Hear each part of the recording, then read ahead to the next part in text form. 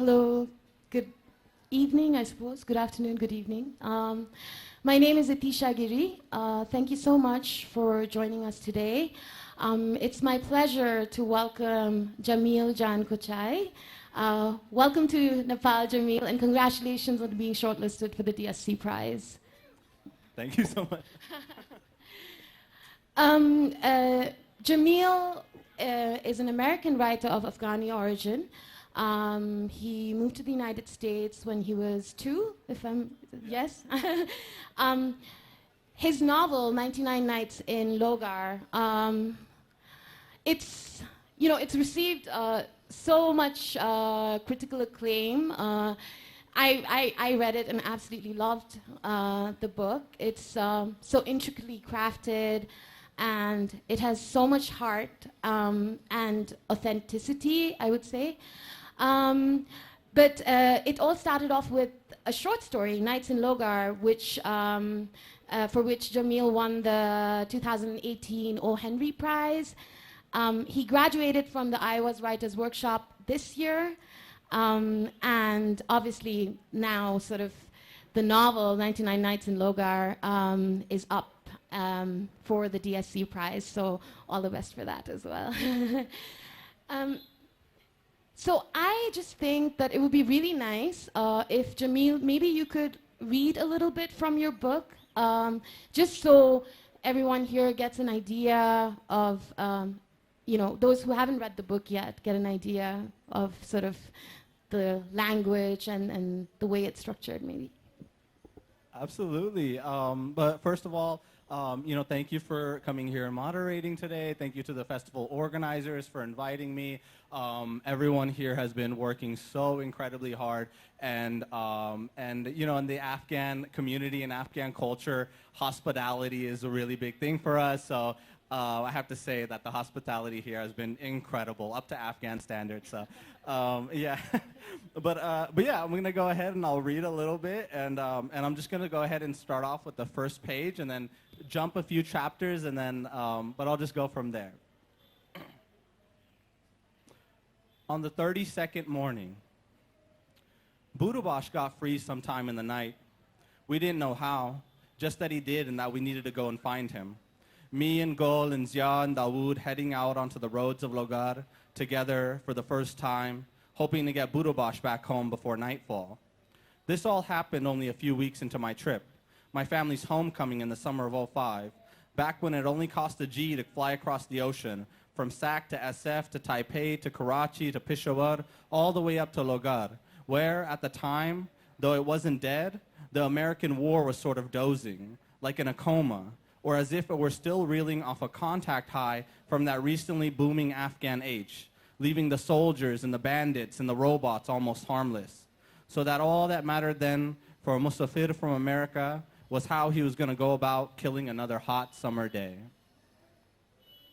So I'm going to just jump ahead a little bit here to the adventure itself. On the 32nd day, a few hours into the search and we still had no real lead. The noonday sun wouldn't let up as Zia prayed his Duhr Salah on a short wall cutting between two fields. Though he looked real holy praying in all that sunlight, he got no sign from God. Gol interrogated almost everyone he saw, farmers and shepherds and kids running little snack stalls out of their homes, but he heard nothing from a soul. And I was starting to doubt whether Dawood's nose was as strong as the others claimed. He can smell ashak boiling from Kabul, Gol said. He can smell a fart before it's farted, Zia added. In all the time I've known this Khar, he's never failed at sniffing out a scent. He's part bloodhound or something, Gol swore. Dawood walked ahead with his nose held high, black bag over his shoulder, taking in his brother's praise. Suddenly, his nose latched on to the unmistakable scent of cheap hair gel, butchered meat, and unrequited love. At Dawood's signal and Gol's confirmation, we leapt behind a row of chinar into the sloping path of a river bend. A guy with his mouth masked in the dusmal and his hair slicked back into a weapons-grade pompadour came strolling down the trail. "Who's that?" I said. "The butcher's son," Gol whispered, and then gently placed a stone in my hand. The butcher's son was walking the trail slowly, carefully, and luckily for us, unarmed. Dawood gathered stones from the stream and set them at our feet. And just before we chucked them, we lifted our own scarves over our mouths at the same time, like bandits out of an old John Wayne flick. We rubbed the stones in our dirty little fingers, huffing quick breaths that shook the tatters of our masks. And then there came this moment between the holding of the stones and the ambush itself, when I was watching the butcher's son walk the road, watching and knowing what was coming for him, knowing what he didn't know, would know only when it was too late. And I felt so bad for him, and for me too, wallah, because although I knew that the stones were coming, I didn't know why. And in that way, me and the butcher's son were the same. Thank you so much, Jamil. Today's session is about writing home and the idea of the homeland.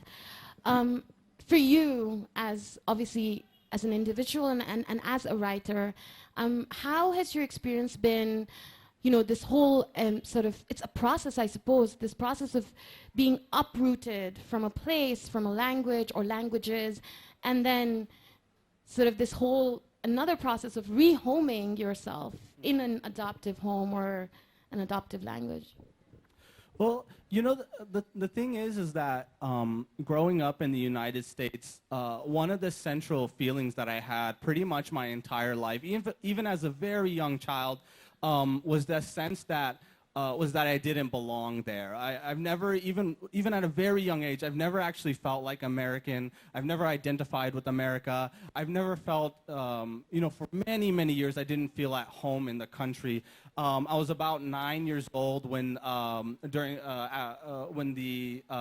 when the Twin Towers in New York went down during those terrorist attacks, and afterward, I experienced a great deal of Islamophobia from my classmates, from other students, and even from my teachers as well. And it became sort of just this accepted thing in my school where children would just insult me in the middle of class, and it was just the teacher wouldn't say anything, and it just became this thing that I had to get used to. And so from 9 years old onward, all throughout high school, and even for many years of college, I would say that I always had never felt at home in the States, and it was really during these intermittent trips that my family and I would take to Logar when I was 6 years old and then 12 years old, that I felt in my home village with my family members, with all these people who just went above and beyond to make me feel as comfortable and as loved as possible.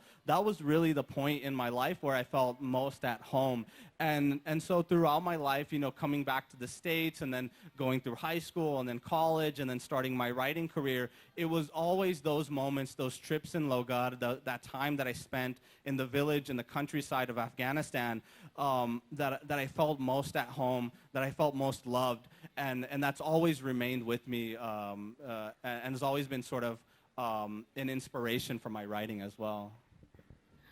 So this sense of belonging, can this be created through memory? So if you never belonged, or if you never felt that you belonged in the US, and even if you did feel that you perhaps belonged, but then, you know, someone else comes and tells you that you do not belong. Right. So my question would be then, you know, when you write as from this exilic status, I suppose, not in the romantic way, but, you know, essentially that emerges from not being able to go back, perhaps, or when you write from that position, do you feel that just writing creates that sense of belonging and takes you back home, or? Yeah, I think, you know, in a certain way, yes. I think, you know, when I'm writing, and especially when I'm writing about Logar, and especially when I'm writing about, you know, my childhood memories of Logar, a deep, you know, reason or like an impetus for that writing, why I write those stories, is I think because I feel most at home in those memories. I feel most at home in these stories. You know, a lot of the characters in this novel and in much of my writing in general is based upon my family members back home, my cousins and my uncles and my aunts, and these people that that I just fell in love with very quickly, and who went out of their way to make me feel as as much love as possible. And so, writing these stories, and I get to write, about my uncle Farhad, who I haven't spoken to in a long time, and my other cousins from back home, and I sort of get to revisit these memories, and I get to be with them again, at least in the story, and I get to chat with them, and I get to joke with them, and I get to go on these adventures with them. So yeah, I'm not sure how successful it is as a way to feel, a sense of belonging or feel a sense of home, but certainly, that's one of the, I think that's one of the desires when I write these stories is to seek out home, or at least like a reflection of it. Yeah, I mean, for me, like, I've always, when I was reading your book, but also something that I've been really interested in the last year has been sort of the idea of home and how it's created either sort of in the memories or in relation to sort of the nation state you inhabit, and also in relation to languages, which I think is so evident in the book, sort of this hybrid space that the protagonist is inhabiting between places, between languages, and this idea of belonging and not belonging in all the places, in all the languages. So how has sort of that hybridity informed or shaped your writing, especially when you're writing to Afghanistan, as you've said?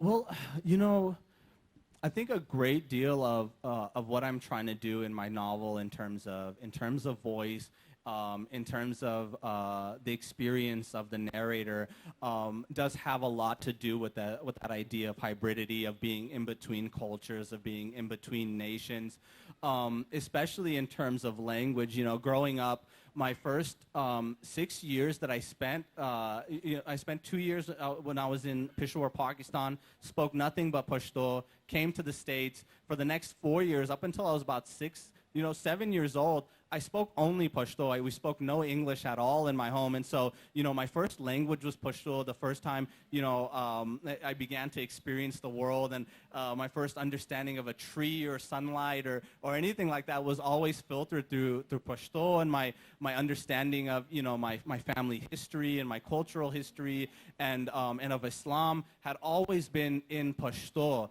And so that had always been, it felt like that had always been the language that really belonged to me. That was where I always felt most at home. But of course, growing up in the States, and then having to learn and relearn English as a very young child, I lost bits and pieces of Pashto. My Pashto is not as fluent now as it once was, even though I manage pretty well.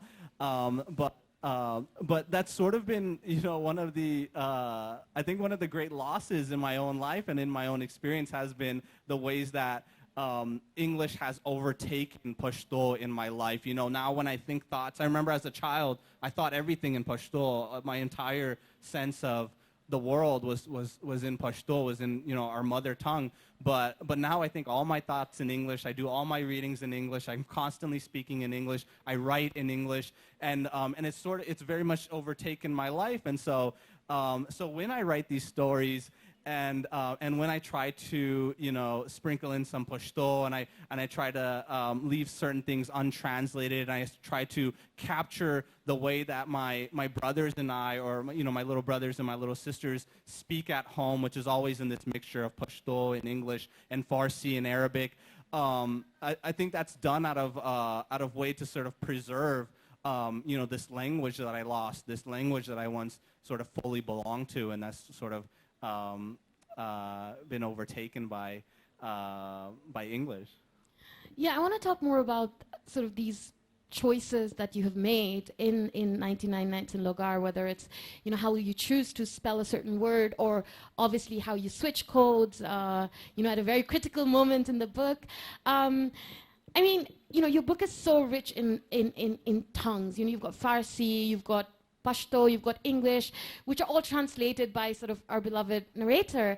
But there is, we talked about sort of exclusion and inclusion, which obviously is linked to the idea of being at home or being unhomed or belonging to a homeland or perhaps not belonging to a homeland, even through language. And as a reader, there is this sensation of, parts where you are being included and you are being excluded, which can be a very political thing to do as well, where you, in a way to preserve the language or sort of break the dominant discourse or break the dominant hegemony of the English language. I just want to know why, what was your sort of thing behind, switching to Pashto in sort of the last, in the last 15 pages, the last 6 pages at like a very critical point in the book? Well, that story in particular, it's a really important story. It's a story that throughout the novel, the protagonist is he's sort of obsessed with it. He's haunted by the story. It's a story of how his father's younger brother was murdered during the Soviet occupation of Afghanistan. And so for a long time, this was a story, it's something that's based in a true story. My father's younger brother actually was murdered in Afghanistan, and for a long time, the story of his death sort of haunted our family, and it was something that, growing up, my father would always tell us to pray for his younger brother. His name was Watak, and my mother and my grandmother would tell me bits and pieces of the story of how he died, but I never knew the whole story, and I also never knew the whole story from my father's perspective in particular. He's had an incredibly difficult time being able to express that. And so, but I knew it was an important story, and I discussed that with him as I was writing the novel, and I knew that the novel was sort of leading up to that story, and so I tried to write it and rewrite it many, many times in English, but every single time it just felt wrong. I would start it, I would go about a page in, and then I would have to stop because I knew it was being told incorrectly, and for a long time I had trouble with that, and I got to this certain point where in trying to discover how I could tell this story, I actually thought that the best way for it to be told would be in its original language. Growing up, the way that I understood storytelling had always been through Pashto. It had been the oral narratives of my grandmother and my mother and my aunts and my uncles and my father himself, and they told me all these stories. They're absolutely brilliant storytellers. I can't even live in their shadow. My grandmother especially is an incredible storyteller, but they told all their stories in Pashto, and these stories were always told orally, right? It was never written down, and it was never translated for me, right?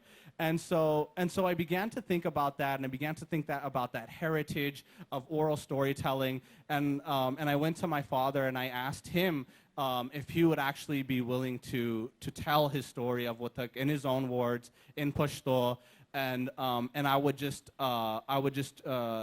we would get someone to transcribe it and to write it down exactly as he told it, and then that's how we would put it in the novel, and it wouldn't be translated.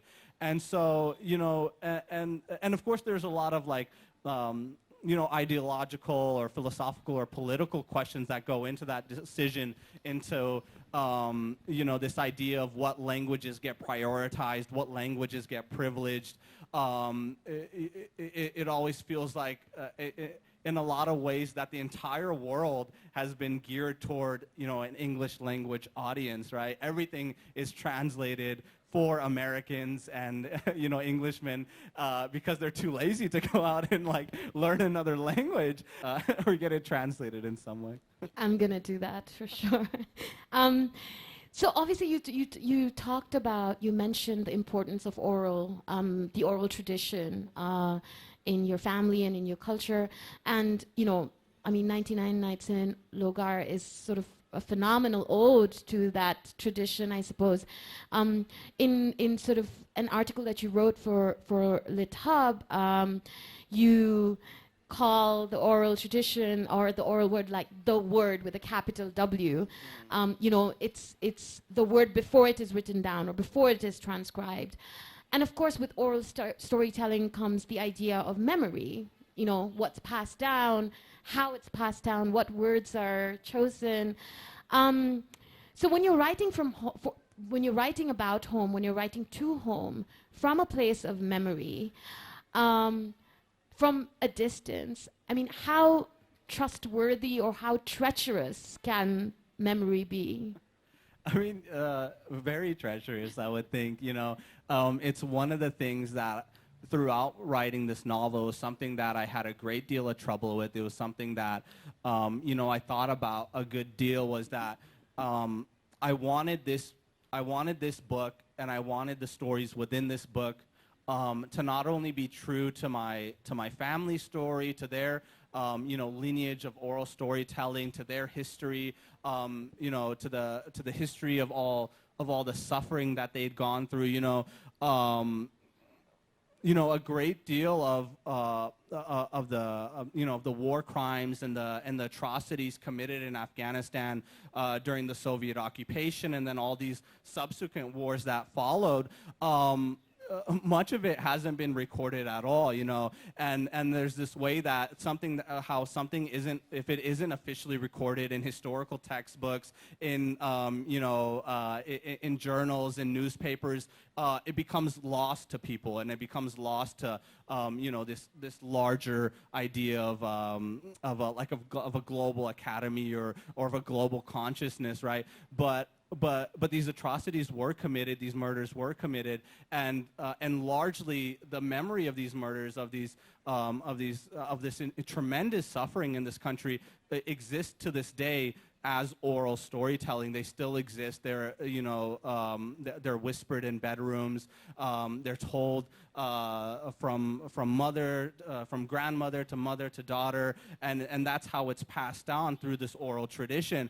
And so I did feel like a tremendous amount of pressure when writing these stories to make sure that I was remaining true to them, to not only to the content of the stories, to make sure that, you know, there was accuracy there, and to make sure that I was being true to their stories in these instances, but also, you know, to the voice as well, to the music of their stories, to the way that a voice can break in the middle of a storytelling, and then it has to stop. And you can't continue, and you just have to be patient with this idea that, you know, perhaps the story will be picked up at another time, or perhaps, you know, while we're drinking tea or eating dinner or watching television or sitting out in the front yard or something like that, all of a sudden that thread, that tale might get picked up again. And so, you know, when writing the story and thinking about this incredible lineage and this incredible history of all that has happened in Afghanistan and in the larger diaspora, you know, I did feel a great deal of pressure to get that right. Yeah, because I mean, again, I'm going to refer back to your LitHub article. You sort of say that, you know, you felt like, and I'm quoting here, you felt like a thief, a middleman, and an informant. Can you talk a little bit about that? Like, what do you... Yeah, absolutely. You know, and the thing is, there is like, I grew up hearing these stories, and they were often incredibly funny stories, incredibly tragic stories, incredibly beautiful stories, and in them, these little stories that my grandmother or my mother or my father would tell me, you know, during the most, you know, inconspicuous event. Within them, they held the traces of a national history. They held the traces of these incredible crimes committed on a global scale. And so hearing these stories and growing up with that, and hearing them in their original Pashto, and hearing them in their original voices, these oral voices, these incredible musical voices, I did feel like at times, as I was writing these stories in English, that I was like losing something in them, that in the translation of the stories, in the ways that I was re-representing the stories to perhaps a largely, white American audience, that I was in a way almost sort of selling their stories, or that I was, that I was losing something essential in the writing of it, and especially in the publishing of the book. And so, I would go back and I would discuss it with them, and I would talk to them about these stories. And in the writing of the narrative itself, I just tried very hard to get at that idea of oral storytelling, to get at that idea of people sitting together and telling stories one at a time, halfway through, a bit at a time, and then bringing it back together, and to make sure that although my stories are going to be imperfect, it's going to be nothing compared to these actual tales that I heard growing up. At the same time, it was very important for me that these memories, that these crimes, that these lives, that they weren't lost, to time and history, that they weren't forgotten. And I think that was part of the reason why I thought ultimately, it was right to publish. For writers who write about their home left behind, or especially, in sort of a country like America, in relation to Afghanistan, I mean, you've mentioned before that you did feel you were suspicious about your own position as a writer, writing to Afghanistan, because you still saw yourself within sort of this American imperialist framework, as you call it. And because it's really easy to kind of get into this trap of, being sort of the cultural ambassador kind of writer who's basically writing for the white American audience. And so I just want to know, that's just the precariousness of feeling that way, and whether you've kind of reconciled with that, I don't know, that sensation or that emotion, I suppose. Yeah, absolutely. It was something that I would think about a great deal as I was writing these stories, as I was writing the novel, and especially as it got closer and closer to publication. One of the most important novels that I read growing up was Kite Runner. And Kite Runner was very important to me. It was the first time that I sort of saw Afghanistan in literature. It was the first time that I was reading Afghans in a novel in English. And in many ways, it's a great book.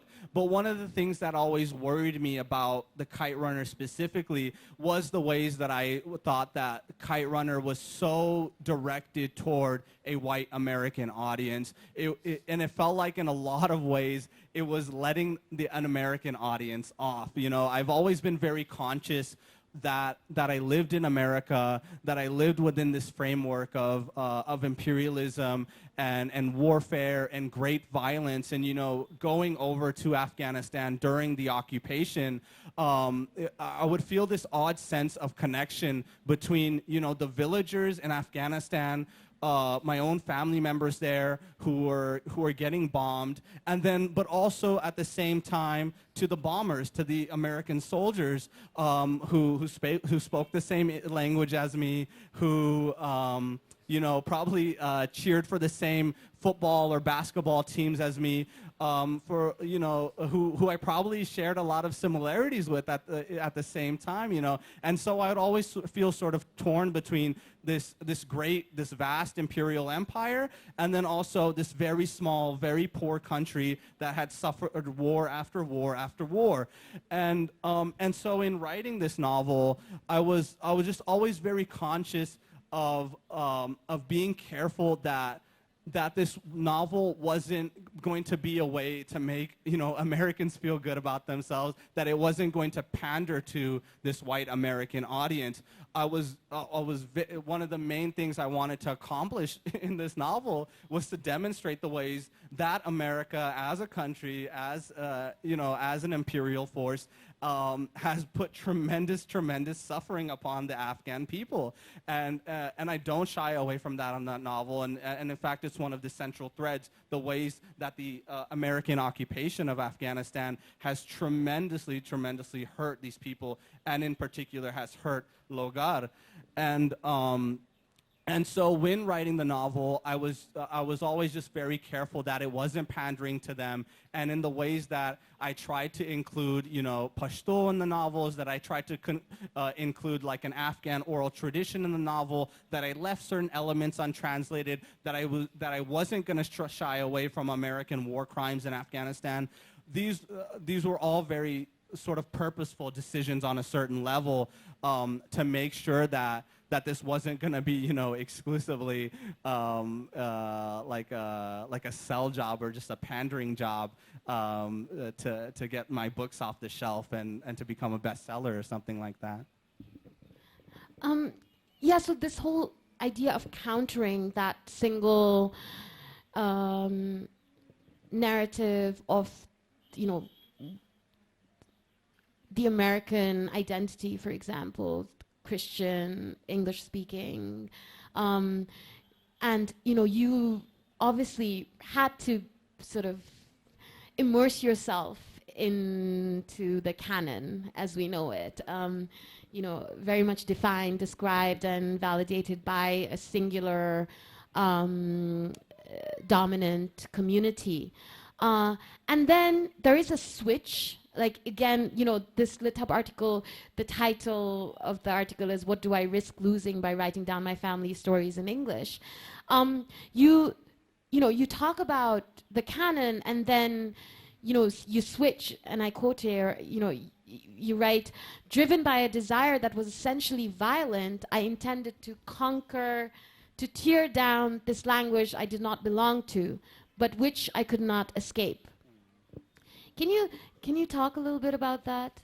Yeah, you know, like going into you know, the university, and you know, from a very young age, I grew up speaking Pashto, right? And going into kindergarten, and then first grade, and then second grade, you know, I faced like a great deal of, even then at that very young age, like a lot of like just discrimination, and it was an incredibly difficult process, and in many ways, I think, sort of a violent process, to adopt English as a language, right? It took a great deal of, like, you know, indoctrination and schooling and repetition, and so, you know, going into the university, and when I began studying English, and when I began reading these great theorists like Frantz Fanon and Edward Said, and these incredible critics who are always you know, critiquing empire and critiquing the ways that that imperial hegemony or English hegemony were the ways that that it is sort of that even the creation of culture can be an incredibly violent process, and so when I was going into university, and when I was reading these books, in a lot of ways, I think I was trying to sort of break down and to deconstruct and to critique this language, which for a long time I sort of had a lot of trouble learning, which made me feel in a lot of ways like I didn't belong in the country that I lived in, and within the language that I spoke, and so it took a great deal of time in reading and theory and critique for me to sort of come to terms with this idea that I could both write in English but still be critical of English, and that was really sort of an important point in my development as a writer and as a thinker. Yeah, I think many writers have used you know, this idea of sort of cannibalizing the English language as a tool to make difference more visible on the page. Have you received any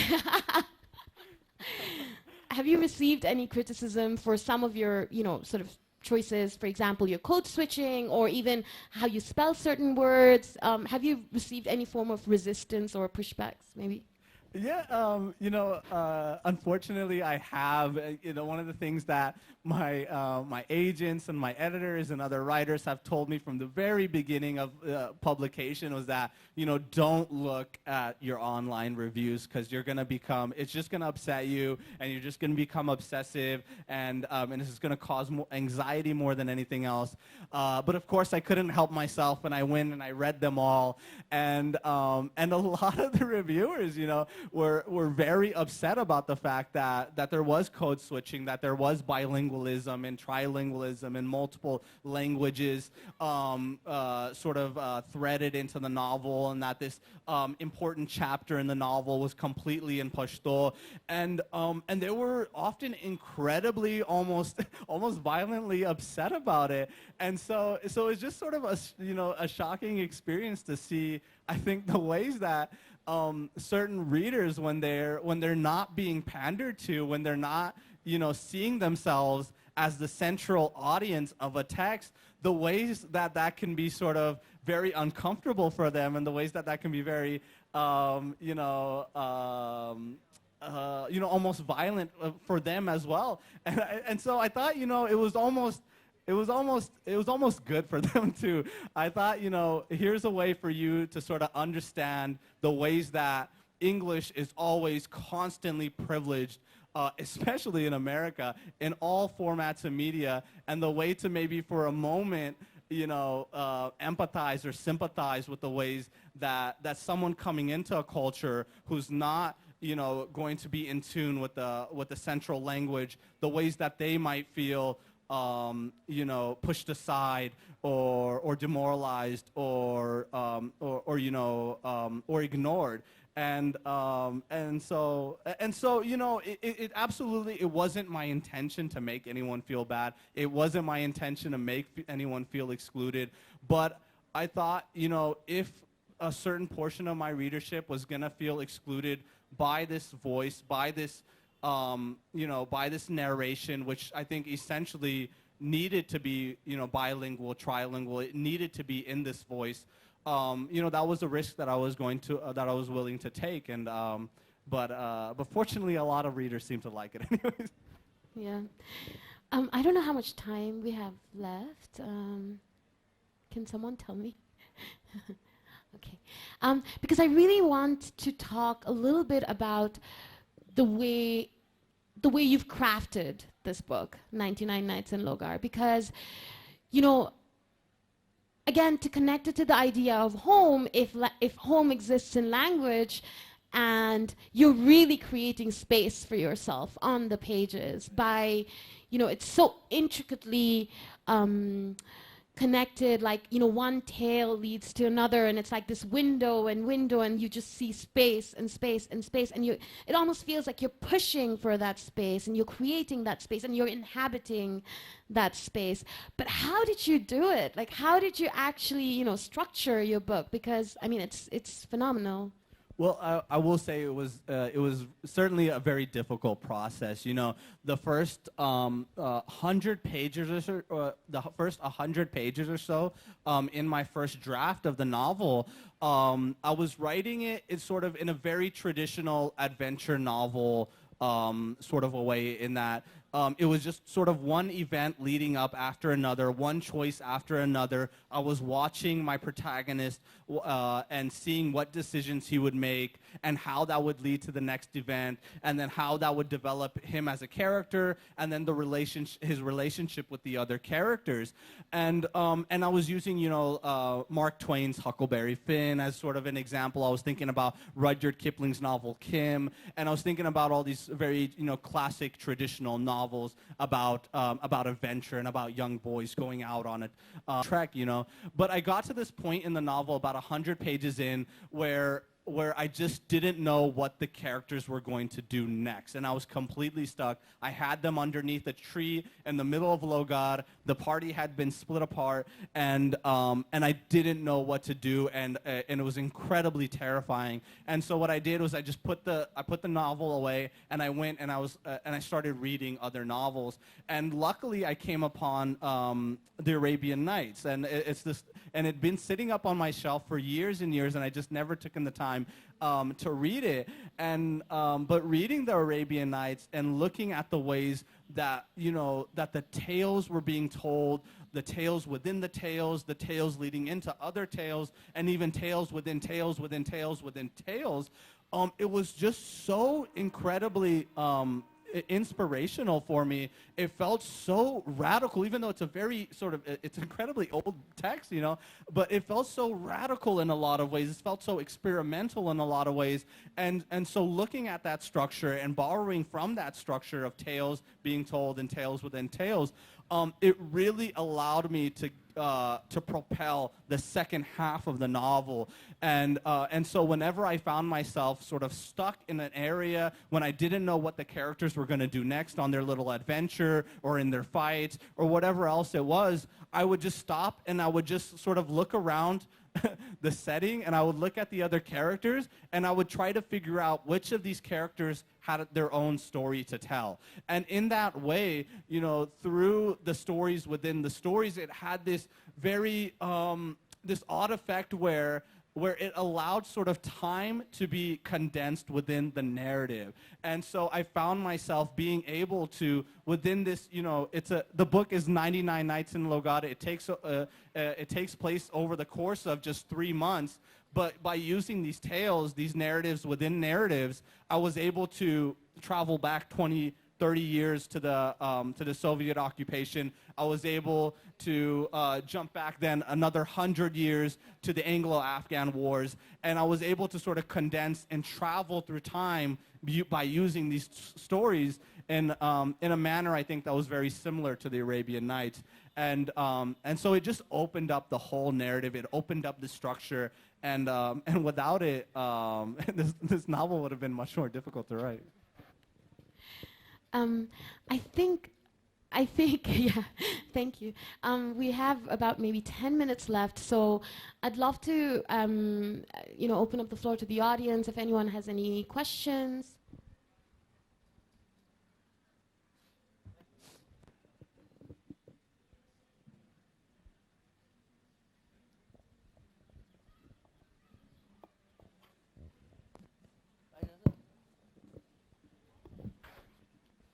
Two simple related questions. First question, are you optimistic or pessimistic about Afghanistan's future? Why? Second question, you said something along the lines of not feeling at home in the US. Does that mean you want to return to Afghanistan for good? If you do, under what conditions would you return to Afghanistan for good? Thank you. Thank you.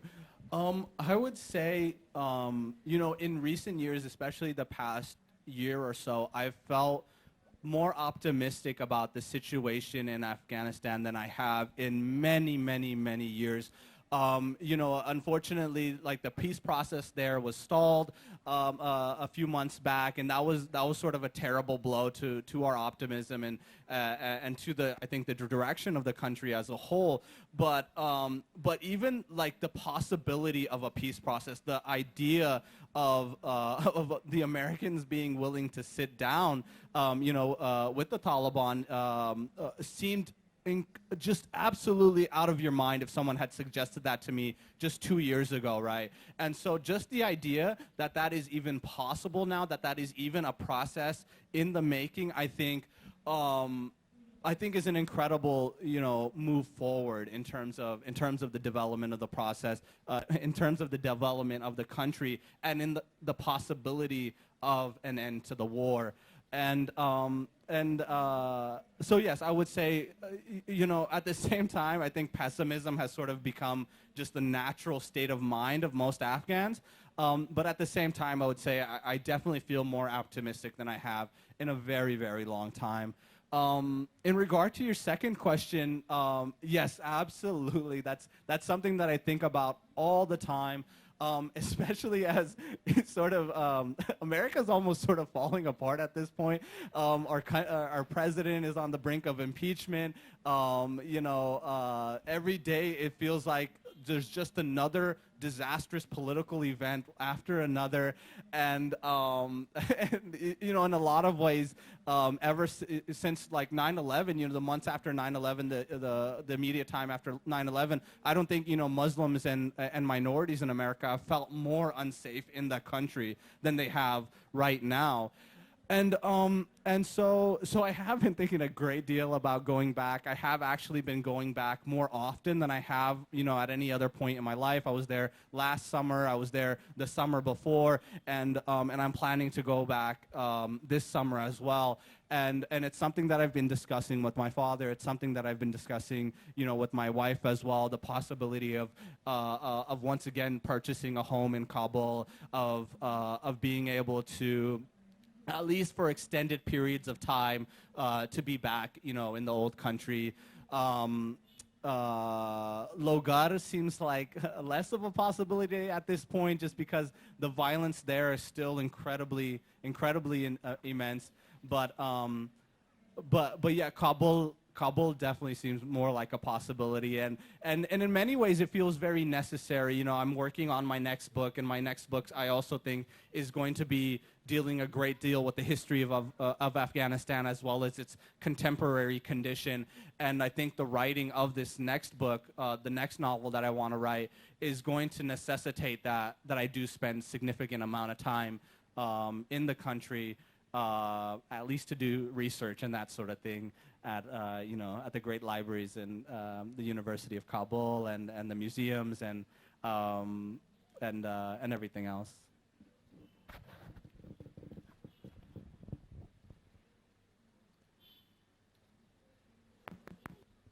Hi, Jamil.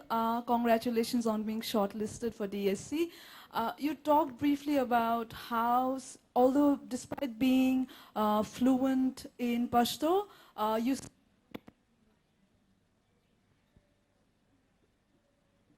The mic doesn't seem to be working? I can speak loudly. Okay. So how do you engage, like you said, you're currently... How do you engage with what's coming out of contemporary Afghanistan, I mean the literature out of the country, or other kind of conversations that might be happening, not in English, but in the other languages, and slightly far removed from what's going on, because you said the way you think, the way you write, what has been slowly over the years? Was it like not clear? So, Can you repeat the last bit? Yeah, like, I didn't Is catch. it, like you said during the talk that over the years, although you grew up thinking, grew up learning in Pashto, but how over the years you've had to do the same thing in English. So sometimes do you feel a little distant from your home country when the conversations that's happening is in a language that's not in English? And how do you try to be part of what's going on, whether it's through family WhatsApp groups or what's happening, what's being written in the Pashto language? How do you come to terms with that, and where do you find yourself? Thank you for the questions. You know, in regard to your first question, which I think was about contemporary literature in Afghanistan in their native languages, right? I think a very exciting time for literature in Afghanistan, especially in poetry. You know, social media and the internet has sort of created all these, you know, non-traditional avenues for poets back home to be able, you know, to recite their poetry on YouTube and different videos on Facebook, Twitter, and so you have sort of seen this this explosion of poetry, especially. You know, there's also narratives coming out and stories coming out, but less so, I think, than poetry, which has always had this incredibly long tradition in Afghanistan. And so I would say, you know, it's a very exciting time for contemporary Afghan literature. Unfortunately, not a lot of work is being published from Afghanistan, and even, you know, within you know, the larger the larger global community of Afghans. But I think that's on publishers. Publishers need to start publishing this work, and but it is an exciting time, and it's just really a question of being able to give these tremendously talented Afghan poets and writers an outlet to have their stories and their poetry and their voices heard. In regard to your second question, I think in the past couple years, I felt more connected to everything that's been going on in Afghanistan than I have in any other point in my life. And again, I think that has a great deal to do with social media. It's been sort of one of the best ways that I've been able to contact and reach out, especially to journalists back home, to writers back home, to scholars back home, and so that's been sort of an important way that I still remain connected. The other thing, and you mentioned the fact that much of the discussion in Afghanistan is going to be carried out in Pashto. Which I am able to understand, and things that I'm not able to pick up or things that I'm not able to read, I often just go and seek out my wife, whose Pashto is very, very good. She grew up in Kabul, and she writes very beautifully in Pashto as well, and so she's actually been one of the main ways that I've also been able to sort of stay connected to the situation back home, to the discussions back home. We only have 5 minutes left, so maybe just 2 more questions. If anyone has. Jamil, very many congratulations for being nominated. Thank you so much. For the DSC. You talked about the connection. That connection, I suppose you maintain through language, your everyday sort of interactions with your country folks and all the rest of it. Do you see yourself at some stage perhaps writing your books in Pashto rather than English? I mean, a lot of the great writers, I can think of the great Kenyan, Wungiwa Thiong'o, he wrote in English, I think, and then switched back to his own native language, and again switching back to English. I think that Nabokov also did that. I mean, he wrote in Russian and switched to English. Do you see that happening to you, perhaps, in due course? That's like that's like one of the central dreams that I actually have. I've been thinking about that for a long time, ever since I started writing. I can read Pashto a little bit, and I'm able to write very, very rudimentary, but it's actually something that I've discussed with my father. It's also something that I've discussed with my wife as well. This dream of mine that to go back and to study Pashto script specifically, and then to be able, if not a novel, then maybe a poem, maybe a short story, or something like that. I'm actually in the process right now of applying to literature programs, and in particular comparative literature programs, which requires that you be able to read and write in a foreign language. And so that's something that I've been sort of using as a how do you say, like a way to push me forward in terms of really getting my Pashto writing and reading as good as it can be, so that I can, inshallah, one day at least be able to write a story or two. Does anyone have any more questions? Oh, that's the last question. Thank you. So as someone who has lived many years in the US and writing about Homeland, do you feel you have given justice to what you have written? Because I have been writing some contemporary articles and pieces in Nepali newspapers written by those who are living outside. I find many things are missing. So yeah, this is my question. Yeah, I mean, to be honest, that's probably one of my central fears as a writer. It's something that I'm thinking about constantly, because I know that living outside of Afghanistan, there are certainly going to be ways that just, in the process of hearing the stories in Pashto and then translating them into English, there's going to be elements of the story that are going to be lost. And there are going to be certain conditions of the country where if you're not living there on a day-to-day basis, you're just not going to be able to understand. And so that's just something I've just tried to be very forward about that in my writing. I've tried to have, my characters who are traveling between countries, who are narrating, the history or the condition of a country that they're not in, to just make sure that they're in a certain way being conscious of that and of understanding that a lot is going to be lost in the process of translation. A lot is going to be lost when it's not, Afghans themselves telling their tales. And so I do. I mean, I think about that all the time, and it's just something that I've been trying to, improve as much as possible. I try to show all my work to Afghans living in Afghanistan as much as I can, to make sure that to a certain degree I am staying true to the actual conditions going on in the country. But I mean, that is one of my central concerns, and I thank you for bringing that up. On that note, I think we'll end, we've come to the end of the session. Jamil, thank you so much. Congratulations again for being shortlisted for the DSC Prize.